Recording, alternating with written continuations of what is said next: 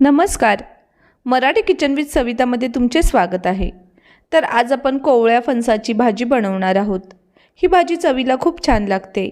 जर तुम्ही असा कोवळा फणस आणला तर एक वेळ ही भाजी नक्की करून पहा. सर्वांना आवडेल अशी भाजी तयार होते. चला तर मग वेळ वाया न घालवता रेसिपीला सुरुवात करूया. तर फणसाची भाजी बनवण्यासाठी असा कोवळा फणस घ्यायचा आहे. भाजीसाठी जो फणस लागतो तो कोवळा, ज्यात गरे तयार झालेले नसतात, असा फणस घ्यायचा आहे. फणसाची भाजी बनवताना सगळ्यात मेहनतीचं काम म्हणजे तो फणस कापणे. तर फणसाला भरपूर असा चीक असतो, त्यासाठी हाताला तेल लावून घ्यायचं. तसेच ज्याने आपण फणस कापणार आहे त्या सुरीला किंवा विळीला तेल लावून घ्या, म्हणजे फणसाला जो चीक असतो तो हाताला, चाकूला लागत नाही. आता हा फणस कापून घेऊया. सुरुवातीला हा देठाचा भाग कापून घ्यायचा. हा देठाचा भाग कापल्यानंतर भरपूर असा चीक बाहेर येतो. तो एखाद्या कापडाने, टिश्यू पेपरने पुसून घ्या. चीक पुसून घेतल्यानंतर तो कापून घेऊया.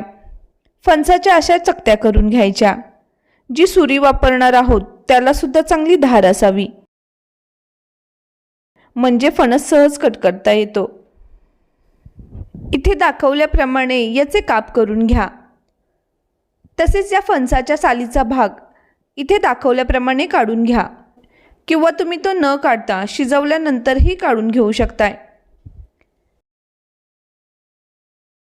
तर अशा पद्धतीने फणसाच्या सालीचा भाग काढून घ्यायचा आहे. आता यानंतर याचे असे मध्यम आकाराचे काप करून घ्या. तुम्हाला भाजी किती हवी त्यानुसार फणसाचे काप करून घ्या. तर हे पहा, फणस असा कट करून घेतला आहे. आता हे कट करून घेतलेले फणसाचे काप एक वेळा चांगले धुवून घेऊया, म्हणजे थोडा चीक निघून जाईल. फणसाचे काप धुवून घेतल्यानंतर ते शिजवून घेऊया. त्यासाठी कुकरमध्ये मी 2 ग्लास पाणी घेत आहे. आता यात फणसाचे काप निथळून घालूया. कुकरमध्ये फणसाचे काप बुडतील तेवढंच पाणी घाला, जास्त पाणी घालू नका. आता यात अर्धा चमचा मीठ घालायचं आहे. तसेच अर्धा चमचा हळद घालूया. त्याचबरोबर 1 चमचा तेलसुद्धा घालायचं आहे. तर तेल का घालायचं, तर फणसाचा जो चीक असतो तो कुकरला चिटकू नये, त्यासाठी थोडं तेल घाला. भांड्याला लागलेला चीक पटकन निघून जातो. आता याच्या 1 किंवा 2 शिट्ट्या करून घ्यायच्या आहेत. इथे मी फणसाचे मध्यम असे काप करून घेतले आहेत, त्यामुळे मी 1 शिट्टीच करून घेत आहे. फणस कोवळा असल्यामुळे पटकन शिजतो. तर फणस शिजेपर्यंत पुढची तयारी करूया. तर त्यासाठी एक वाटण बनवून घेणार आहोत. आता गॅसवर एक पॅन ठेवला आहे. सुरुवातीला यात पाव वाटी कारळा घालायचा आहे. तुम्हाला किराणा मालाच्या दुकानात किंवा बाजारमध्ये सहज मिळेल. या कारळाचा वापर तोंडी लावण्याची चटणी बनवण्यासाठी केला जातो. आता हे कारळं भाजून घ्यायचं आहे.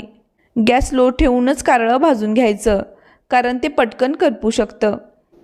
आता यानंतर त्याच पॅनमध्ये अगदी थोडंसं तेल घालायचं आहे. आता यात पाव कप शेंगदाणे सुद्धा घालूया. शेंगदाणे अगदी मंद आचेवरती चांगले खरपूस असे भाजून घ्या. तर तुम्ही शेंगदाण्याचे तयार कूट देखील भाजीत वापरले तरी चालेल, पण असे भाजून घेतल्यामुळे शेंगदाण्याला चांगला खमंगपणा येतो. तर शेंगदाणे थोडे भाजून झाले की यात 8 ते 10 लसणाच्या पाकळ्या घालूया. तेही मिनिटभर परतून घेऊया. तर इथे शेंगदाणेही चांगले भाजून झाले आहेत. आता एका प्लेटमध्ये ते थंड होण्यासाठी काढून घेऊया. यानंतर मिक्सरच्या भांड्यात सुरुवातीला भाजून घेतलेला कारळा वाटून घ्यायचा आहे. तर हे पहा, याप्रमाणे एकदम बारीक वाटून घ्यायचं. सर्व साहित्य एकत्र वाटलं तर कारळा हवा तसा बारीक होत नाही, त्यामुळे सुरुवातीला कारळा असा बारीक वाटून घ्यायचा. आता यानंतर भाजून घेतलेले शेंगदाणे व लसूण घालूया. तसेच 1 चमचा धने पावडर व अर्धा चमचा जिरे पावडर घालूया. त्याचबरोबर बारीक चिरलेली कोथिंबीरसुद्धा घालायची आहे.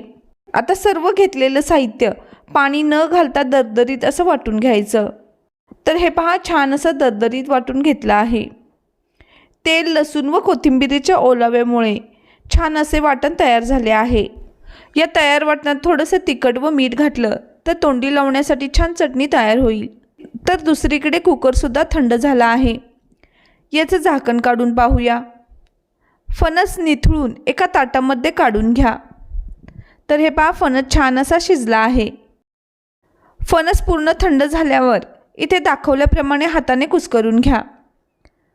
फणसाला मधला भाग म्हणजेच त्याला पाव जास्त असेल तर असा कुस्करून घेताना काढून टाका. पावाचा भाग म्हणजे फणसाच्या मध्यभागी जो गोलाकार भाग असतो त्याला पाव असे म्हणतात. तर हे पहा फणस चांगला शिजल्यामुळे पटकन मॅश होत आहे. तर इथे बियांचा भाग देखील चांगला शिजला आहे.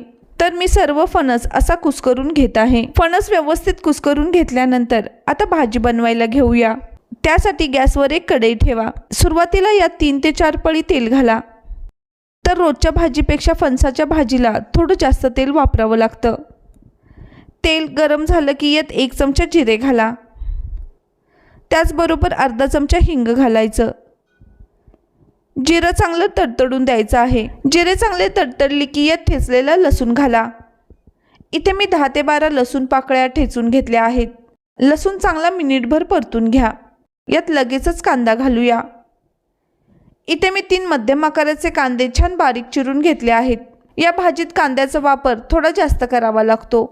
तर कांदा चांगला हलका सोनेरी होईपर्यंत परतायचा आहे. कांदा परतून घेताना गॅस मोठा करून गडबडीत असा परतून घेऊ नका. तुम्ही कांदा कसा परतून घेता यावर तुमच्या भाजीची चव अवलंबून असते. त्यामुळे स्लो टू मीडियम फ्लेमवरती कांदा चांगला गोल्डन होईपर्यंत परतून घ्यायचा. साधारण 8 ते 10 मिनिटात कांदा छान परतून होतो. कांदा चांगला परतला आहे.